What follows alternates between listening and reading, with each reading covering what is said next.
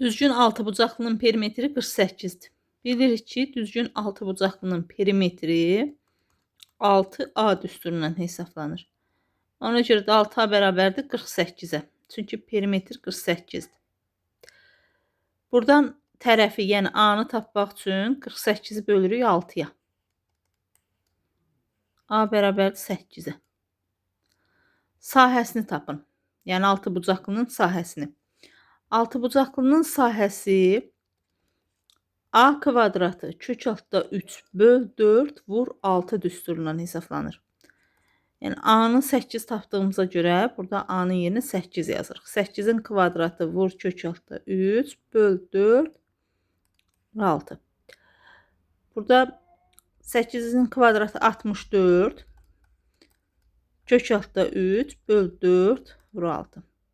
İxtisar gedir 64 bölünür 4-ə tam qalır 16. 16-nı 6-ya vuranda 96 kök altında 3. Yəni cavab 96 kök altda 3.